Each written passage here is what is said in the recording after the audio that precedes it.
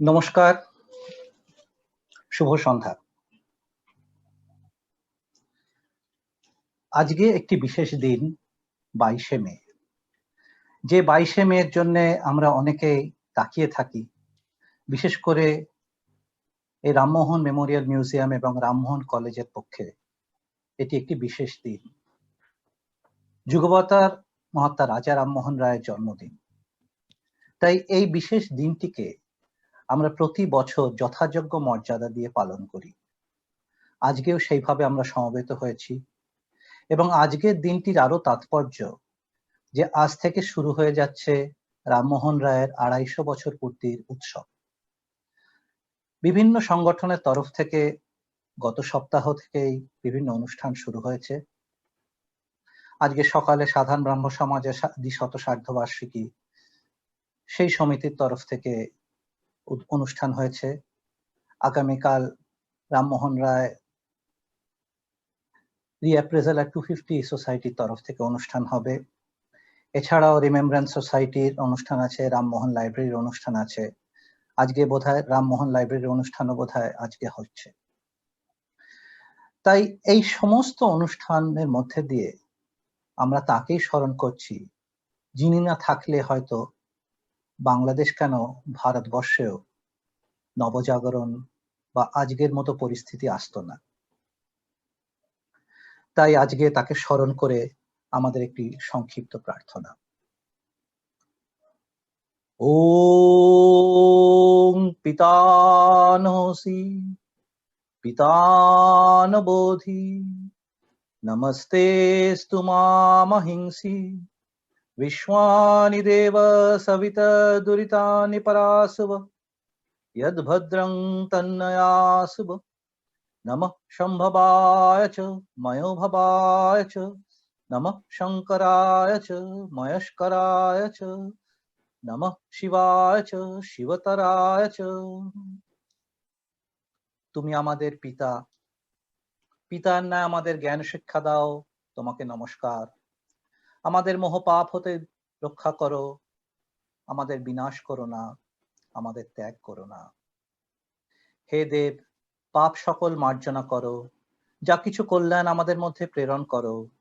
তুমি যে সুখকর, কল্যাণকর, সুখ কল্যাণের আকার, কল্যাণ থেকে কল্যাণতর, তোমাকে নমস্কার। তোমার ইচ্ছাই পূর্ণ হোক। ওম ব্রহ্ম কৃপাহি কেবলম। এবার আমি অনুষ্ঠানের রাশ তুলে দেব রামমোহন কলেজের অধ্যক্ষা ডক্টর শাশ্বতী সান্যালের হাতে। ডক্টর শাশ্বতী সান্যাল। শুভ সন্ধ্যা। আজ রাজা রামমোহন রায়ের 249তম জন্মবার্ষিকী। আজ হতে 250তম জন্মবার্ষিকী উদযাপনের সূচনা। প্রত্যেক বারের মতোই রামমোহন কলেজ এবং রামমোহন রায় মেমোরিয়াল মিউজিয়াম কমিটির পক্ষ থেকে এক শ্রদ্ধা জ্ঞাপনের অনুষ্ঠানের আয়োজন করা হয়েছে। গত বছর এই দিনে আমরা অনলাইন প্রোগ্রামের আয়োজন করেই রাজাকে শ্রদ্ধা জানিয়েছিলাম। আশা করেছিলাম যে পরিস্থিতির সার্বিক উন্নতি হলে আমরা ভার্চুয়াল মাধ্যমে অনুষ্ঠানের আয়োজন না করে 85-এ রাজা রামমোহন সরণিতে রাজা রামমোহন রায়ের পারিবারিক বাসভবনে আপনাদের সকলের উপস্থিতিতে এই অনুষ্ঠানের আয়োজন করতে পারব। কিন্তু চারিদিকেই বিশ্বব্যাপী সংকটে এবং মহামারীর অসহায়তায় এই ভার্চুয়াল মাধ্যমেই আবারও শ্রদ্ধা জ্ঞাপন। আজকের এই অনুষ্ঠানে আপনাদের সকলকে আমরা রামমোহন কলেজের পক্ষ থেকে এবং রামমোহন রায় মেমোরিয়াল মিউজিয়াম কমিটির পক্ষ থেকে স্বাগত জানাই। স্বাগত জানাই আমাদের প্রধান অতিথি অধ্যাপিকা শ্রীমতী মৌমি ব্যানার্জিকে। স্বাগত জানাই সঙ্গীত শিল্পী আমাদের পরম শহীদ শ্রী দেবাশিস রায় মহাশয়কে। আজ থেকে রামমোহন রায়ের 250তম জন্মবার্ষিকী উদযাপনের সূচনা। আজ এই বিশেষ দিনে ব্রাহ্ম সমাজের সাথে যৌথ উদ্যোগে ফার্সি ভাষায় রচিত রামমোহন রায়ের প্রথম প্রকাশিত গ্রন্থ তুহুফুত উল মুআইদ্দিন বইটির ইংরেজি ভাষায় এবং বাংলা ভাষায় প্রকাশনার উদ্বোধন অনুষ্ঠান ছিল, কিন্তু সঙ্গত কারণেই আজ তা সম্ভব হলো না। আজকের এই অস্থির সময় রামমোহন রায়ের একেশ্বরবাদ, আধুনিক রাজনৈতিক, অর্থনৈতিক সমাজ চেতনা যে কি ভীষণ জরুরি এবং প্রাসঙ্গিক সেটা আমরা সকলেই বুঝতে পারছি। সেই জন্যই হয়তো রামমোহন রায়কে বলা হতো মেকার অফ মডার্ন ইন্ডিয়া। আগামী 1 বছর ধরে আমরা বিভিন্ন সেমিনার, ওয়ার্কশপ, গ্রন্থ প্রকাশ, অনুষ্ঠান প্রযোজনার মাধ্যমে পরিকল্পনা করেছি রামমোহন রায়ের চিন্তা ভাবনা সমাজের সর্বস্তরে এবং বিশেষত আমাদের নতুন প্রজন্মের কাছে আমরা তুলে ধরব। আমাদের মিউজিয়ামের ত্রিতলে নতুন এক গ্যালারি তৈরির কাজ চলছে। রামমোহন রায় এবং তার সমসাময়িক ব্যক্তিদের চিন্তা ভাবনার প্রকাশ নিয়ে এই গ্যালারির কাজ। ঊনবিংশ শতাব্দীতে বাংলায় নবজাগরণের ক্ষেত্রে প্রত্যেকের ভূমিকা আমরা সম্মানিত করতে চাই। আশা করি 1 বছরের মধ্যে তা সম্পন্ন হবে এবং সকলের জন্য আমরা উন্মুক্ত করে দিতে পারব। আপনারা সকলেই জানেন যে এই 85-এ রামমোহন সরণিতে অবস্থিত এই স্মারক সংগ্রহশালাটি রামমোহন রায়ের কর্মজীবনের পরিপ্রেক্ষিতে একমাত্র সংগ্রহশালা যা কিনা কেন্দ্রীয় সরকার ও রাজ্য সরকারের সহায়তায় এবং রামমোহন কলেজের অধ্যাপক, অধ্যাপিকা, অধ্যক্ষা, কর্মীবৃন্দদের এবং নাগরিক কমিটির সদস্যগণের এবং ব্রাহ্ম সমাজের প্রচেষ্টায় ধীরে ধীরে গড়ে উঠেছে।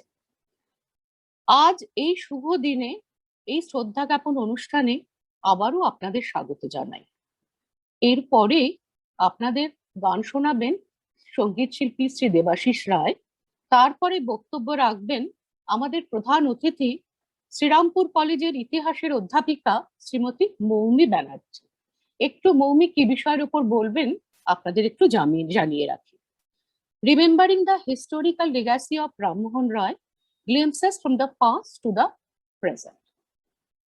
মৌমি তরুণী অধ্যাপিকা। আমরা চেয়েছিলাম তরুণ অধ্যাপক অধ্যাপিকারা নতুন ভাবে কিভাবে অধ্যয়ন করছেন, কিভাবে রামমোহন রায় চিন্তা ভাবনাকে আজকের ছাত্রছাত্রীদের কাছে প্রাসঙ্গিক করে তুলেছেন সেই ব্যাপারে একটু গুরুত্ব আরোপ করতে মৌমি আমাদের সহযোগিতার হাত প্রসারিত করেছেন।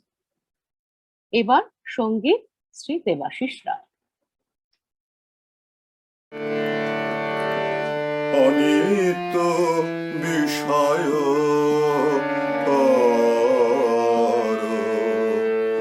সর্বদা চিন্তন,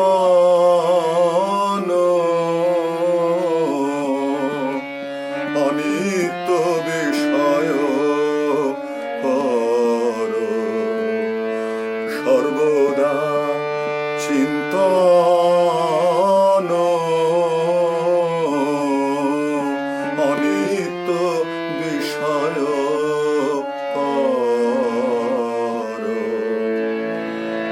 ভ্রমেও না ভাব হবে,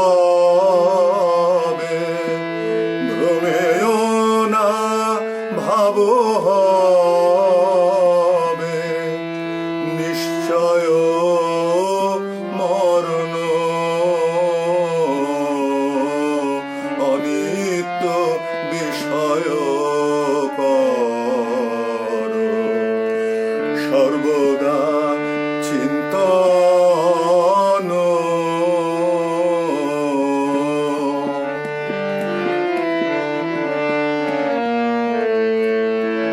বিষয় ভাবিবে যত, বাসনা বাড়িবে তত, বিষয় ভাবিবে যত, বাসনা বাড়িবে তত, ক্ষণে হাস্য ক্ষণে খেদ, ক্ষণে হাস্য ক্ষণে খেদ, তুষ্টি রুষ্টি প্রতিক্ষণ, অনিত্য বিষয় সর্বদা চিন্তন, অনিত্য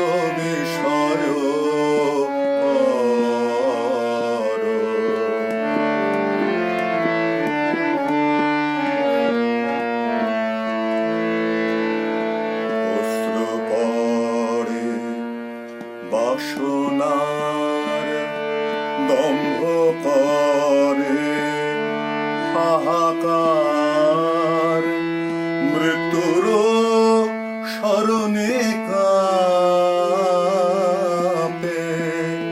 মৃত্যুর স্মরণে কাঁপে কাম ক্রোধ রিপুগণ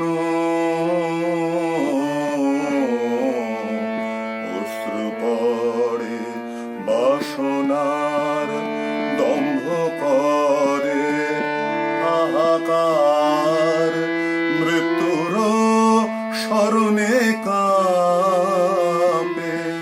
কাম ক্রোধ রিপুগণ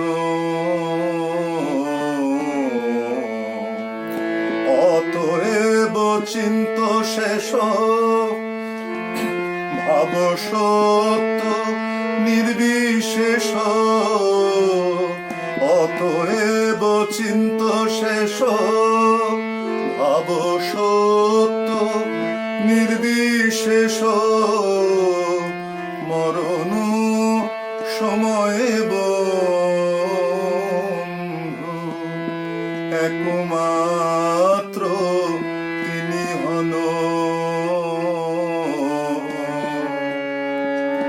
অনিত্য বিষয় কর সর্বদা চিন্তন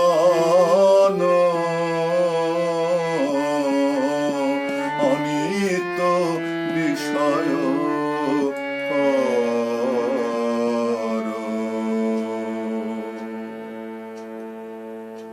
বলছি যে এতক্ষণ আপনারা রামমোহন রায় রচিত গান শুনলেন শ্রী দেবাশিস রায়ের কণ্ঠে। একটু অসুবিধা হওয়ার জন্য আমরা খুব দুঃখিত। আর এবার আমি অধ্যাপিকা মৌমি ব্যানার্জি, শ্রীরামপুর কলেজের ইতিহাসের তরুণ অধ্যাপিকা, মৌমিকে অনুরোধ করব তার বক্তব্য রাখার জন্য। মৌমি। আজকের এই সন্ধ্যায় আমার নমস্কার জানাই এবং আমার আন্তরিক ধন্যবাদ আমি রামমোহন কলেজের প্রিন্সিপাল ম্যাডাম এবং সমস্ত অধ্যাপক অধ্যাপিকাদের আমি সেখানে সমবেতভাবে জানাই। রামমোহন কমিটির সমস্ত সদস্যদের আমার নমস্কার প্রণাম জানিয়ে তাদের কাছে আমার ধন্যবাদ জ্ঞাপন করে আজকের এই স্মরণীয় দিনে আপনারা যে আস্থা এবং বিশ্বাস নিয়ে আমাকে আজকের জন্য এখানে বলতে বলেছেন, আমি সময় নষ্ট না করে সেটাই আমি শুরু করতে চাইছি। আমি একটা অনুরোধ জানাবো শাশ্বতী দিকে। শাশ্বতী দি, হ্যালো শাশ্বতী দি, শুনতে পাচ্ছেন? হ্যাঁ, আপনি মিউটে আছেন।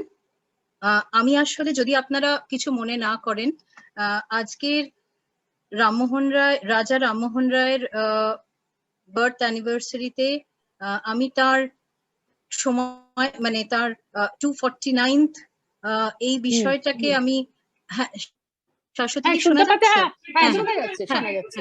আমি আসলে একটা অনুরোধ করব, আমি একটু বলে, সেটা হচ্ছে আমি একটু স্লাইড দিয়ে কিছু বলতে চাই আপনাদের সামনে। তো ওইটা করবার জন্য আমি যে শেয়ার স্ক্রিন করব, তার জন্য যেটা প্রয়োজন হবে, আপনাকে আমাকে অ্যালাউ করতে হবে সম্ভবত। আমি নয়তো পারবো না, আমার যতদূর মনে হয়। আমি ঠিক আপনাকে আমি অ্যালাউ করে দিয়েছি, আপনি এখন শেয়ার স্ক্রিন করতে পারবেন। আচ্ছা স্যার, আচ্ছা স্যার, ধন্যবাদ। আমি আপনাদের সামনে যে আমার ছোট্ট বক্তব্য রাখবো, শাশ্বতী দি অলরেডি সেটা বলেছেন। আমি আজকে যে বিষয়ে বলতে চাইছি, remembering the historical legacy of Rammohan Roy, glimpses from the past to the present. এই বিষয়টা নিয়ে আলোচনা করতে চাইছি কারণ প্রত্যেক বছর এই দিনটাতে আমরা রাজা রামমোহন রয়কে স্মরণ করে তার সম্পর্কে বিভিন্ন বিষয় নিয়ে আলোচনা করি। সেগুলো আমাদের কাছে চিরকালই প্রাসঙ্গিক হয়ে থাকবে, ছিল, আছে এবং থাকবে। বর্তমান পৃথিবীতে যে প্রেক্ষিতে আমরা সবাই আমাদের অবস্থান যেখানে রয়েছে, আমরা অবস্থান করছি, সেই জায়গায় দাঁড়িয়ে রামমোহন রায়কে স্মরণ করা বিশেষভাবে প্রাসঙ্গিক এবং গুরুত্বপূর্ণ হয়ে ওঠে। আমার মনে হয় সেটা, আশা করি আপনারাও সেটা মনে করেন। সেই কয়েকটা ঘটনাবলীকে আমি পেছনের দিকে তাকিয়ে স্মরণ করে বর্তমান প্রেক্ষিতে তার প্রাসঙ্গিকতা তুলে ধরতে চাইছি। এই প্রয়াস নিয়ে আজকের এই বক্তব্য আমি শুরু করছি। আমি স্ক্রিন শেয়ার এতে যাচ্ছি।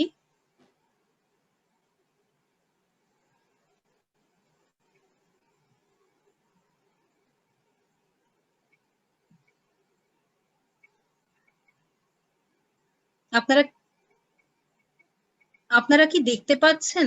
না, এখনো দেখতে পাননি। স্ক্রিন আসেনি এখনো। হ্যাঁ হ্যাঁ হ্যাঁ হ্যাঁ হ্যাঁ, এবারে এসছে।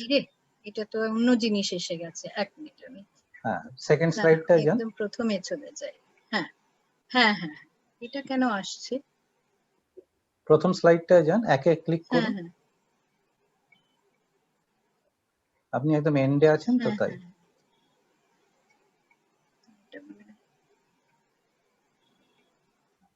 হ্যাঁ, এবার ওয়ানে ক্লিক করুন। হ্যাঁ, এবার স্লাইড শো মোডে চলে যান, তাহলে হয়ে যাবে। আমি এই বিষয়টা আপনাদের কাছে বললাম, আমি বলে আমার বক্তব্য শুরু করছি। স্লাইড শোতে এক মিনিট।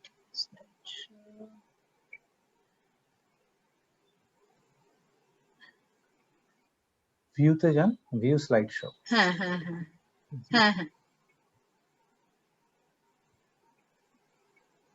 হ্যাঁ, আশা করি এবার আপনারা দেখতে পাচ্ছেন। সুন্দর। আচ্ছা, এইটার মধ্যে দিয়ে আমি প্রথম স্লাইডে যেতে চাইছি, আমাদের যেটা আজকে আলোচনার বিষয়বস্তু। রামমোহন রয়কে আলোচনা করতে গেলে আমাদের ফিরে তাকাতে হয় 19 শতকের দিকে। আচ্ছা, আমি যদি একটু ইংরেজিতে বলি, আপনাদের কি তাতে আপত্তি আছে? তার সঙ্গে হয়তো কোনো প্রবলেম নেই। আচ্ছা, আমি তাহলে শুরু করছি। হ্যাঁ, আমি শুরু করছি। The 19th century occupies a special place in the history of India as it witnessed a transition taking place in the physical and mental worlds of the Indian educated class. Presently, we stand at the crossroads of a very crucial phase of humankind all over the world, and we are reminded here of the role of one of the luminaries who made very significant contributions in the 19th century phase of cross currents of Indian history. His name is Raja Rammohun Roy. His contributions to the making of a new Hindu identity or a new identity for the Indian nation state in the early part of the 19th century becomes particularly relevant as he was born in such an intriguing yet interesting juncture of historical transition from the late 18th to the early 19th century. Now, this period was marked with a whole lot of contradictions and complexities. On the one hand, the British conquest of the subcontinent had led to a paradoxical situation of foreign rule, constituting both a challenge to and acting as a source of inspiration for the regeneration of the colonized indigenous society. On the one hand, there was the humiliation of the colonial situation, the arrogance of white racial supremacy, the supreme claim of Christian religion. And on the other hand, there was the new ideas, a whole set of new ideas of rationalism, humanism, democracy, and scientific concepts which tended to flow from Western culture to the soil of the East. It was within this framework full of challenges that Rammohun Roy emerged as the first among his fellow countrymen who sought an adjustment and also strived to recover the sense of the lost dignity of the colonized Indian subjects. He represented an embodiment of this search for a new identity, an attempt to carve out an autonomous space for the Indian self within the colonial matrix through a process of re-evaluation and readjustment. Next, I would like to harp upon certain important developments which characterize the nature of Roy's contribution and his thoughts and actions throughout the 19th century. In fact, the uniqueness of this great dynamic personality lay in the fact that he was the forerunners of a long series of some great leaders of thought and action who followed him from the 19th down to the 20th centuries. In his robust intellect and given with his robust intellect and a high degree of rationalism, he represented his own variant of synthesism, which sought to draw the major ingredients from the cultural traditions of both the Orient and the Occident. As a result, he was drawn quite naturally to the philosophical doctrines of Hinduism, Islam, Christianity, along with that of Western science, mathematics, natural philosophy, anatomy, chemistry, and the like. In other words, the synthesis of multicultural thoughts and ideas of Ram Mohan not only articulated the attitude and outlook of his milieu, rather, he anticipated them, made them articulate long before others began even dimly to recognize them as their own. Embedded in this kind of an acculturative setup, Roy emerged as the first public figure from the Indian soil before anyone else. He was not only progressive in his mental thoughts, but was also a multi-talented personality who was gifted with the art of oratory and communications, along with being an extremely rational individual. In his capacity, he transcended to reach the national boundaries, a broader section of international audience. At the same time, he wanted to remain close to his roots and also uphold his local regional identity. In fact, he performed the multiple tasks of a reformist, an educationist, a polymath, a polyglot, a champion who who fought for several constitutional rights of the Indian subjects, and through his political and economic ideas, also put forward his ideas of world citizenship and building of a universalist community.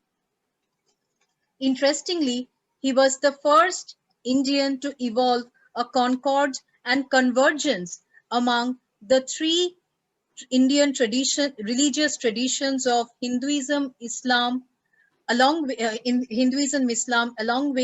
the newly entrant Christianity, and thus he also is said to have ushered a new kind of modernity, which was characterized by what is called a composite nationality.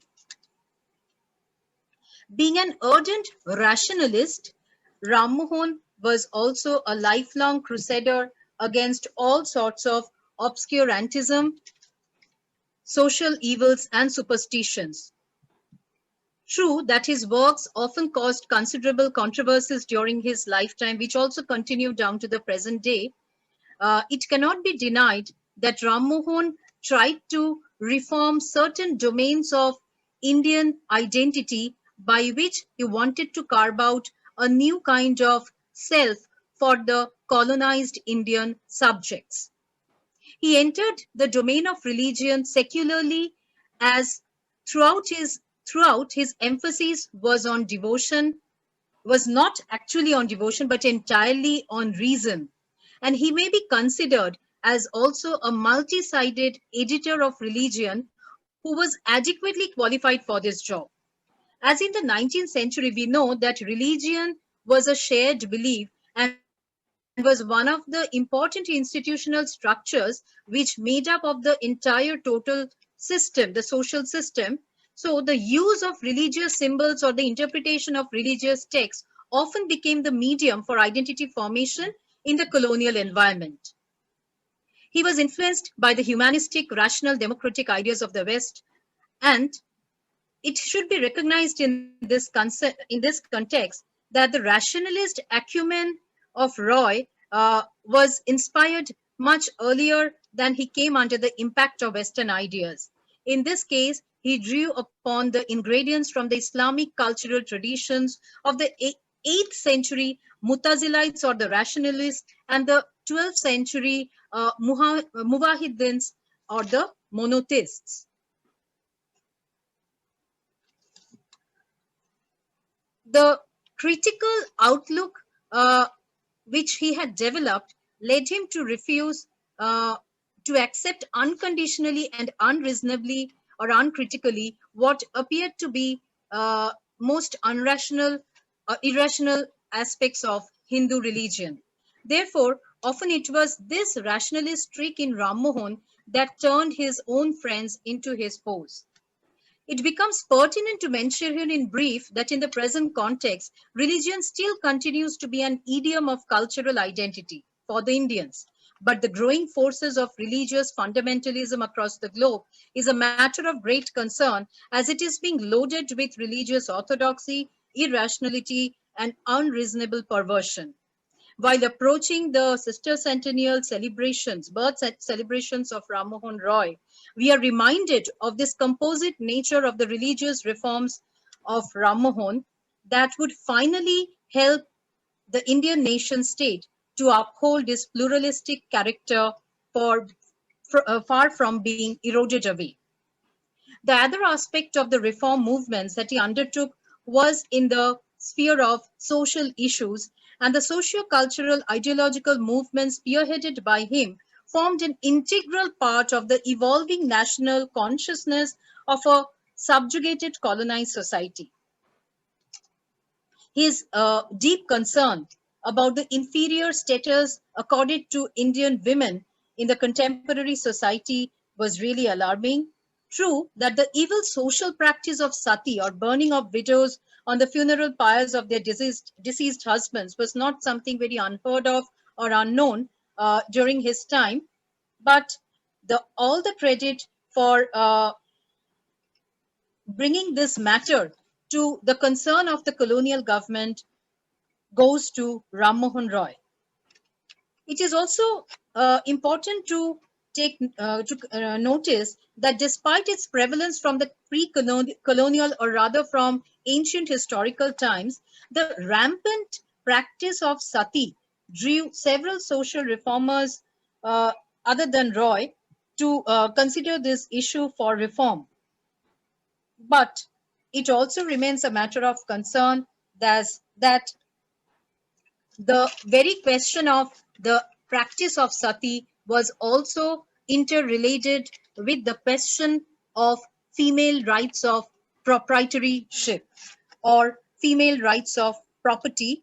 And in this context, Ram Mohan continued to publish, or rather was the first engineer who took up this cause of the women's rights with a great degree of greater seriousness. And he kept on producing tracts on sati.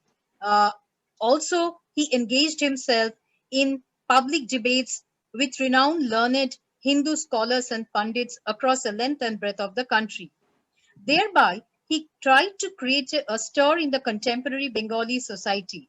Above all, he should be credited for being the first Indian reformer to create a strong public awareness about this degraded condition of Indian females among the official colonial circles, which finally ended up in the company's administration proclaiming the official ban on sati. True that he also fought for equal rights of women, their right to remarry, and also their right to hold property. Such an ardent reformer and spokesperson is the need of the hour for the present Indian society.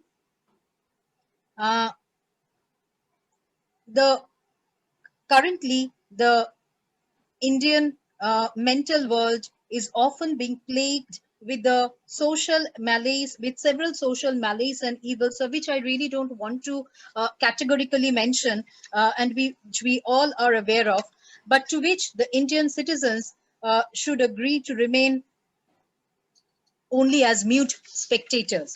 I hope this aspect of Roy should be reminded of in the present context. As regards Roy's contributions in the domain of the country's education, it may be said that he viewed English education as the window of the world, and he considered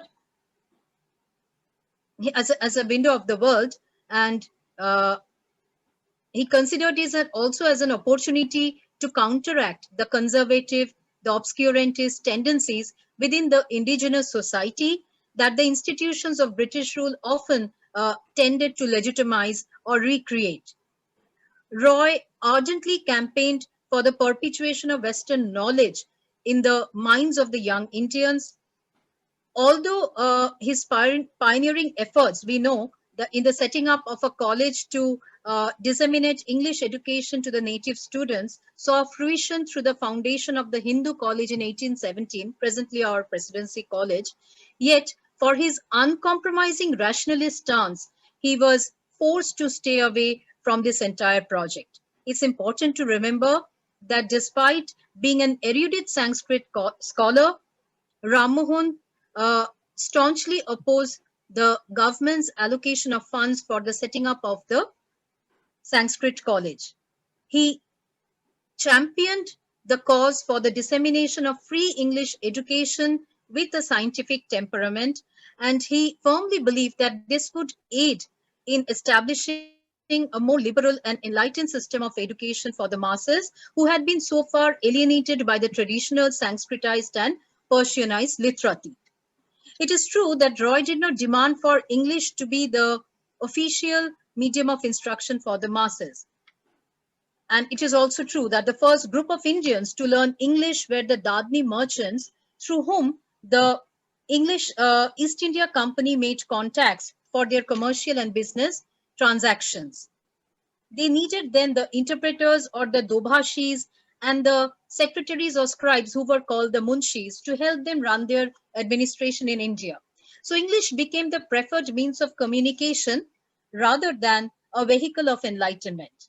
The early 19th century saw the growing popularity of English education borne out by the success of institutions of English instructions being set up in different parts of Calcutta. Roy's innate zeal and his linguidextrous skills enabled him to gain proficiency in the language of the colonizers without receiving any formal institutional training. Although he was not the first Indian to write and publish a book in English, but he undoubtedly pioneered the Indian efforts to communicate with the colonial masters, both in writing and speech in their own language, and to put forward the causes of social reforms for the Indians to them. In this context, it becomes pertinent to mention that with his multicultural leanings, Ram Mohan was also a multilinguist. True that before his English writings, he was also fluent in other Oriental languages like Sanskrit, Arabic, and published books and essays in Persian and Bengali as well. To me, Ram Mohan Roy seems to act as a bridge between the cross-cultural traditions of the late Mughal and the early colonial periods of Indian history as well. The evolution of a distinctive vernacular Bengali prose style is credited to Ram Mohan's rich scholarly acumen. The deeper implication, however, lies elsewhere, as these only spoke of Ram Mohan's deeper designs to get connected with his own Bengali people by reaching out to them in simplistic vernacular style, which was not attempted ever before him. This was because the Raja knew for sure that the creation of public awareness about the burning socio-cultural and political issues would also indirectly help in building some sort of public consciousness. I believe this was paving the way for the creation of a public sphere and the evolution of what we call the space for public opinion as well.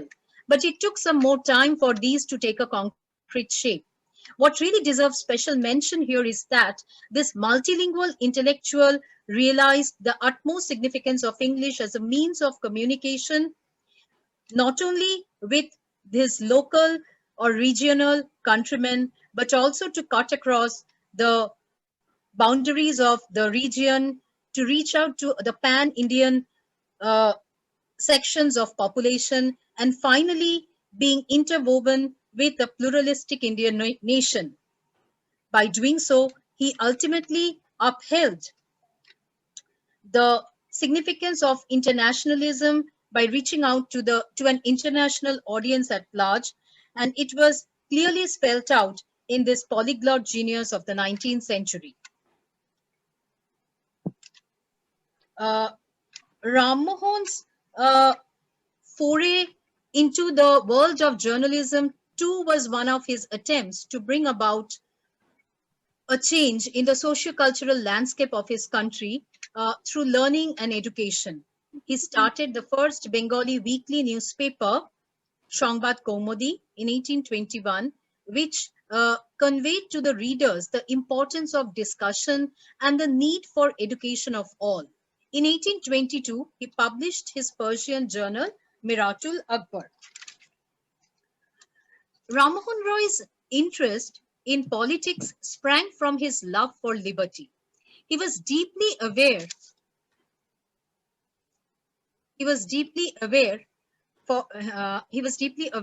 of the democratic egalitarian forces in different parts of the world, and he wanted to see his country within this framework. He was an advocate of individual freedom as well, which he derived from the ideal of humanism. He had certain positive ideas regarding the construction of a future Indian polity.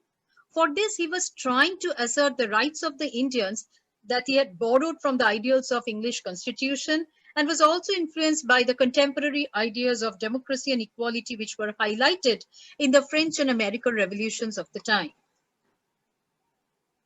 In fact, to articulate the political rights of the Indians, he launched constitutional agitations against the press ordinance in 1823, demanding a free press. This becomes quite interesting in the current scenario.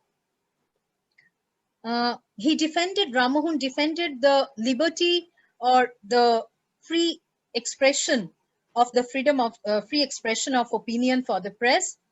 The press ordinance provoked the outrage among the Bengali intelligentsia of the Calcutta metropolis, as they were actively involved in editing and publishing periodicals in their vernacular as well as in English. Ram Mohan stood up to the occasion and defended the liberty of the press. He argued that the free flow of information was imperative for good governance. And in the present context, I am only reminded of the Raja's words, as he put it. I quote from Raja Ram Mohan Roy's writings. It is well known that despotic governments naturally desire the suppression of any freedom of expression. I close his quotes. In fact, such governments are motivated by the belief that, what Raja said, the more a people are kept in darkness, their rulers will derive the greater advantages from them. I wonder if only the current local, regional, national, and international leaders could really undertake the toils of looking a few steps back in the pages of history at what Raja Ram Mohan Roy did to uplift the cause of the freedom of the press. But alas. However, he was also an adherent of the doctrine of equality before law, and he vehemently protested against the Discriminative Jury Act and showed his equal concern for the Hindus and Muslims. Roy also made other demands, and he attempted to also fight against the racial arrogance of the colonial masters. In these kinds of his resistance movements, Ram Mohan attempted to imbibe his new political ideas with the new vital institutions of his time. To add to his political ideas of liberty, which also get reflected in his cause of social reforms and reforms of contemporary issues, including education and religion, it becomes also significant to speak about Roy's economic thoughts. As regards the formulation of his economic ideas, it may be said that despite belonging to the zamindar or the landlordial class of Bengal and himself being engaged in the money lending profession for some time being, towards the final years of his life, Ram Mohan spoke on behalf of he rather chose to spoke on behalf of the riots or the peasants and pleaded the colonial government for the reduction of their rent. In this set of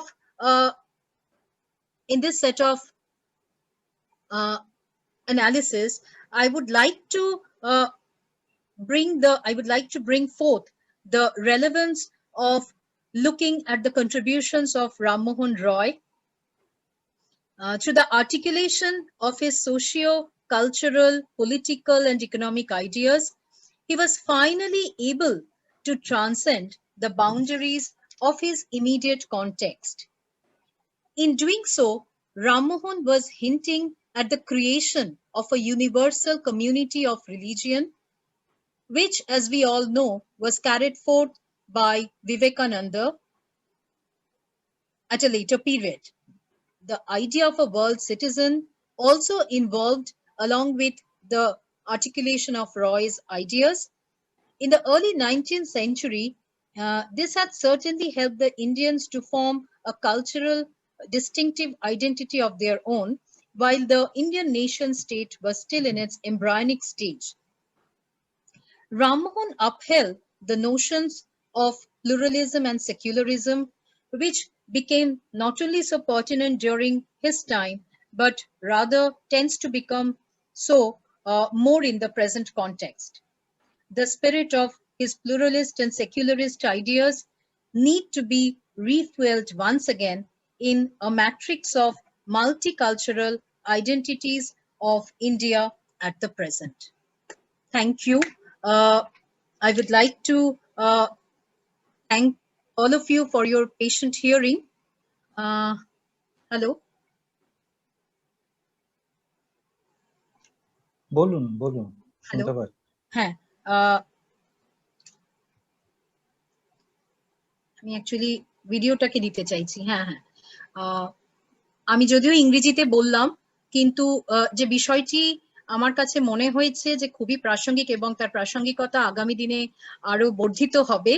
Rammohan রায়ের সম্পর্কে আলোচনা করতে গেলে তার যে contribution, তার যে অবদান সমাজ এবং ঔপনিবেশিক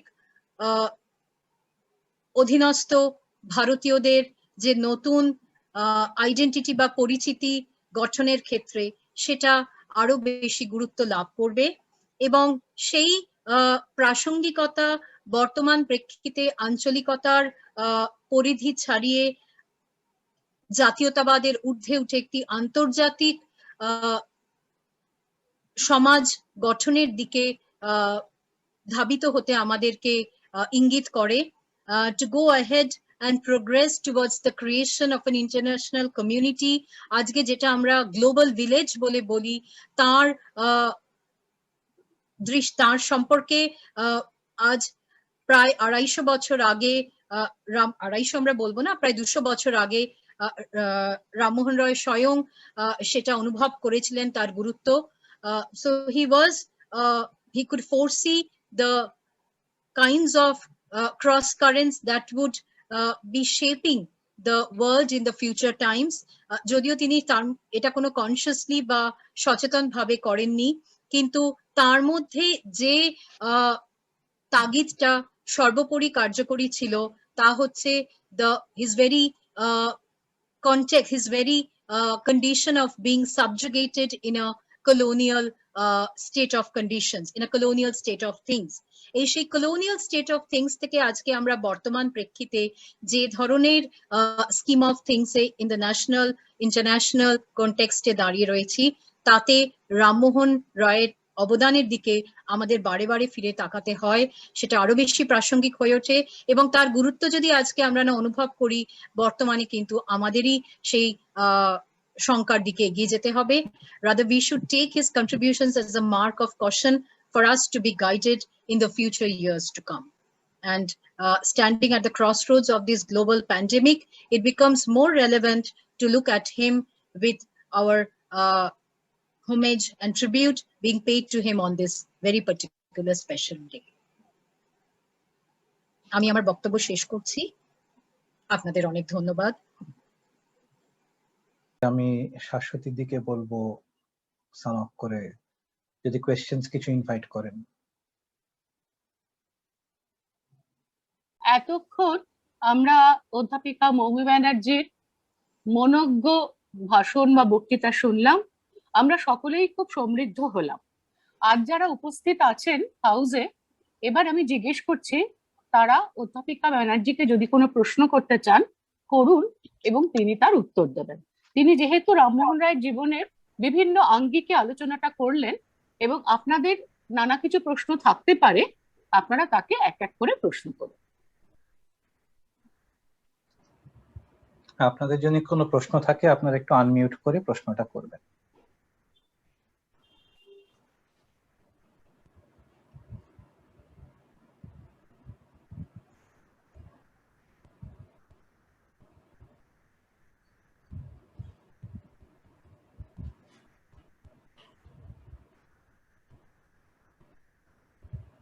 বা প্রশ্নটা আপনারা চ্যাটেও দিতে পারেন, সেটা আমরা পড়ে শুনিয়ে দেব এবং উনি উত্তরটা দিয়ে দেবেন।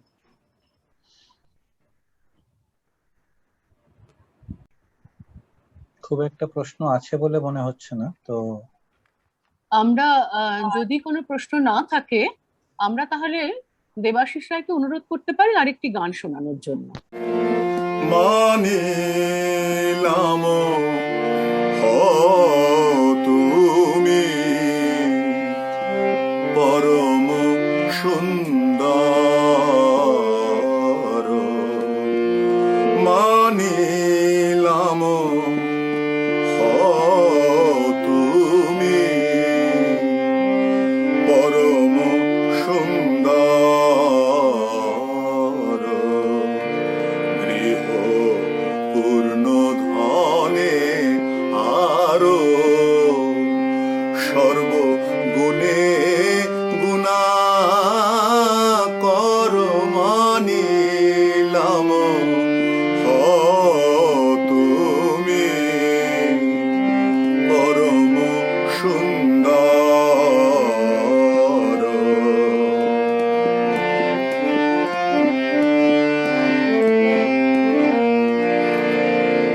রাখো রাজ্য সুবিস্তার, নানাবিধ পরিবার, রাখো রাজ্য সুবিস্তার, নানাবিধ পরিবার, অশ্বরথ গজদারে, অশ্বরথ গজদারে, অতি শোভাকর,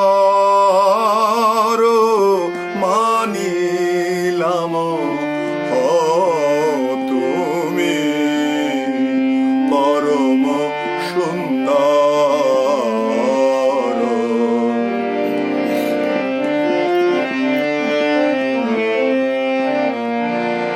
কিন্তু দেখো মনে ভেবে, কেহ সঙ্গে নাহি যাবে, অবশ্য ত্যাজিতে হবে কিছু দিনান্তর।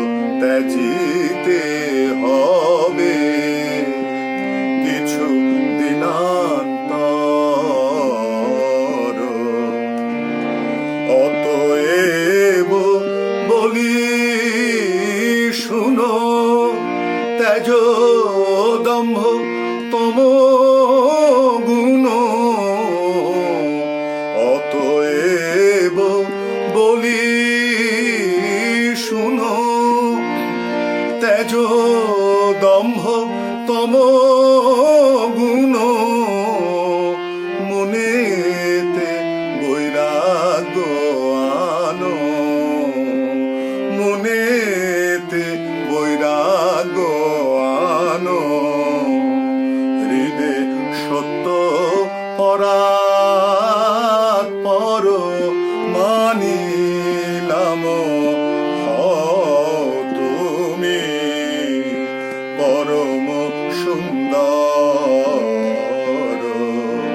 গৃহ পূর্ণ ধনে আরো সর্বগুণে গুণাকর মানিলাম, হও তুমি পরম সুন্দর।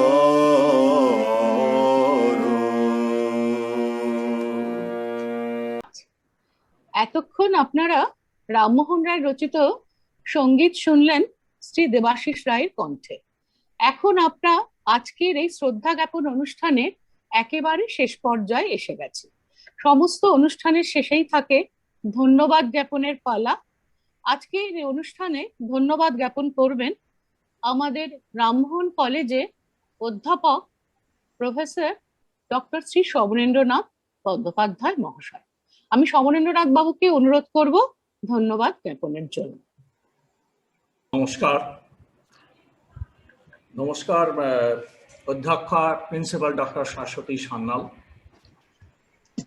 ভারত তথা বাংলার নবজাগরণের প্রতীক, আলোর দিশারি রাজা রামমোহন রায়ের জন্মদিন। প্রতিটি বছর আমরা মহাত্মা রাজা রামমোহনকে স্মরণ করে এই স্মরণীয় দিনটি আমরা স্মরণ করে থাকি রাজা রামমোহন রায় মেমোরিয়াল মিউজিয়ামের আলোচনা সভা কক্ষে। বিভিন্ন রকম আলোচনা, বিভিন্ন রকম বক্তৃতা, সঙ্গীতের মাধ্যমে তাকে মহামতিকে আমরা স্মরণ করে থাকি। কিন্তু দুর্ভাগ্যবশত ভয়াবহ মহামারীর করোনার ব্যাপক প্রবাহে আমাদের 2020 সভাও এবং এবারে 2021 সভাও আমরা ভার্চুয়াল সভার মাধ্যমে মহামতি রামমোহনকে আমরা স্মরণ করছি। আমাদের পরিকল্পনা ছিল, অধ্যাপিকা ডক্টর সান্যাল আগেই বলেছেন যে আমরা খুব বড় করে এই আলোচনা চক্রের আয়োজন করব, কিন্তু সেটা সম্ভব হলো না।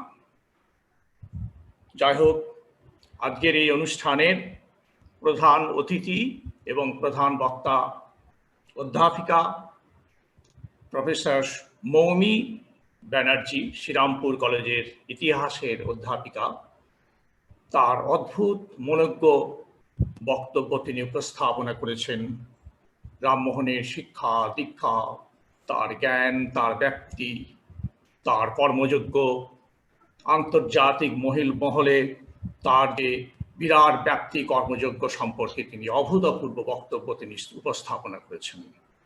রামমোহন কলেজের পক্ষ থেকে, রাজা রামমোহন রায় মেমোরিয়াল মিউজিয়ামের পক্ষ থেকে আমরা তাকে আন্তরিক অভিনন্দন জানাচ্ছি, আমরা নমস্কার জানাচ্ছি। নমস্কার প্রফেসর ব্যানার্জি।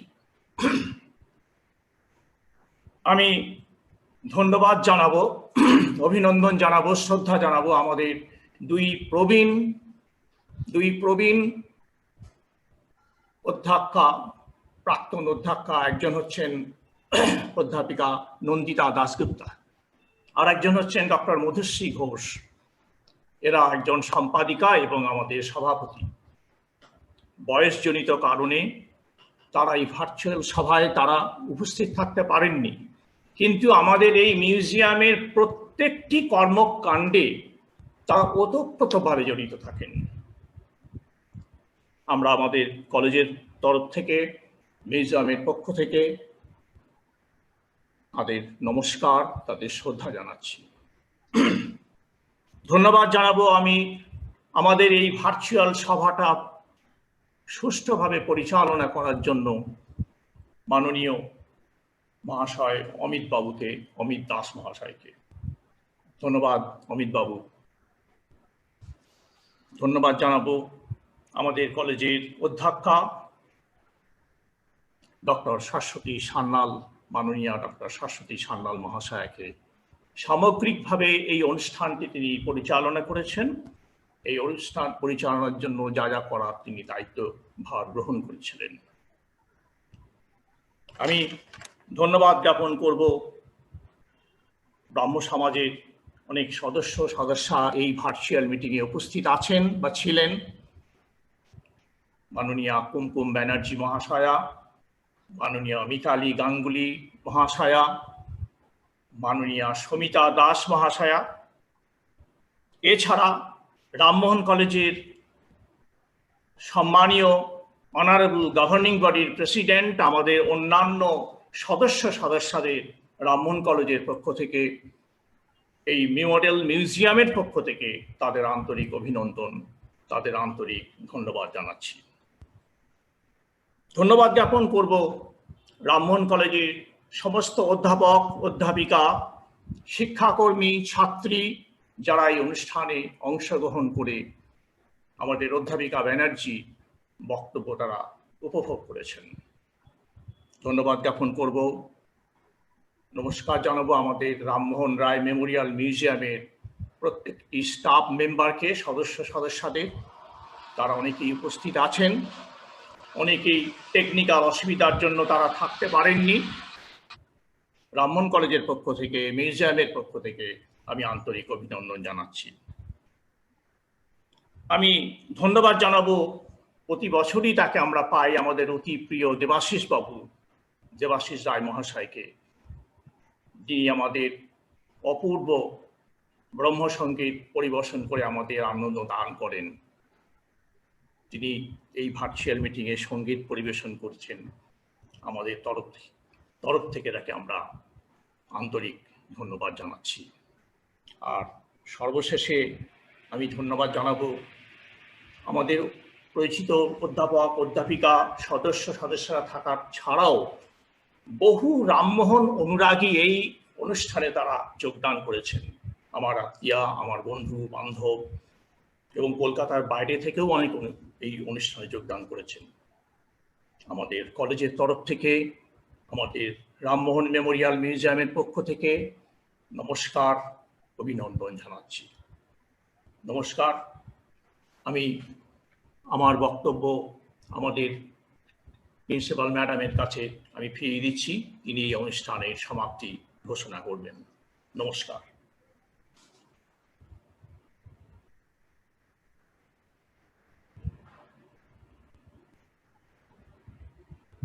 মিউটে আছেন। শোনা যাচ্ছে? যাচ্ছে। আচ্ছা, আমি এবার ধন্যবাদ জানাই অধ্যাপক সমরেন্দ্রনাথ বন্দ্যোপাধ্যায়কে এত সুন্দরভাবে ধন্যবাদ জ্ঞাপনের জন্য। আমি এখনো কোনো প্রশ্ন আমার হাতে পাইনি, সুতরাং আমি ধরে নিচ্ছি আজকের আলোচনায় বা আজকে হাউস থেকে কোনো প্রশ্ন আমার কাছে এসে পৌঁছয়নি।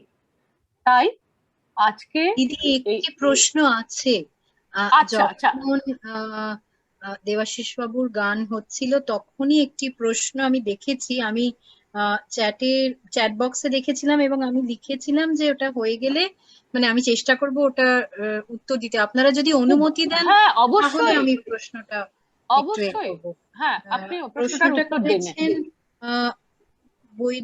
শ্রী বৈদুর্য সেনগুপ্ত মহাশয়, there is a criticism that Ram Mohan Roy was responsible for the decline of Sanskrit in India. What do you think? এই প্রশ্নটা উনি করেছেন। আমি লিখেছিলাম যে আমি এই সেশনটা হয়ে যাওয়ার পরে উত্তর দেওয়ার চেষ্টা করব। আমি সেটা উত্তর দেওয়ার চেষ্টা করছি। আসলে এই যে বিষয়টা নিয়ে আপনি প্রশ্নটা রেখেছেন, ধন্যবাদ আপনাকে এই প্রশ্নটা করার জন্য। এটাও খুব প্রাসঙ্গিক বর্তমান প্রেক্ষিতে, তো সেই যে কারণে আমি বলতে চাইছি রামমোহন রায়ের প্রাসঙ্গিকতা। আসলে এটা খুব রিসেন্ট পাস্টের মধ্যেই পড়ে, যেখানে এই scathing criticism of Rammohan Roy had come up from the circles of the Indian government itself, এবং সেটা একটা বিশিষ্ট প্রেক্ষাপটে বলা হয়েছিল যে রামমোহন রয় তিনি he was responsible in more ways than one for the degeneration of Sanskritized learning from the 19th century, কারণ এটা নিয়ে অনেক সরকারি অভিমত পোষিত হয়েছিল, আমরা জানি, সেটা আমরা অবগত। কিন্তু যদি আমরা নিরপেক্ষ ঐতিহাসিক বিশ্লেষণের দিকে তাকাই এবং সমাজ বিজ্ঞানের মানে যদি আমরা আনবায়াসড সোশ্যাল সায়েন্টিস্ট বা হিস্টোরিক্যাল অ্যানালিসিসের পার্সপেক্টিভে এই প্রশ্নটাকে যদি আমরা নিই, কে করেছেন, কারা করেছেন, সেই মন্তব্যের মধ্যে না গিয়ে, তাহলে কিন্তু খুব নিরপেক্ষভাবে বলা যায়, ওই যেটা দিয়ে আমি আজকের বলবার সময় শুরু করেছিলাম, we were trying to actually situate, locate, contextualize Rammohan Roy in his very own milieu। তার ওই সময়কালকে আমাদের আগে কিন্তু বিচার করতে হবে। সেই সময়কালটা খুব গুরুত্বপূর্ণ, যে তিনি কোন সময়ে দাঁড়িয়ে এই কথাটা বলেছেন।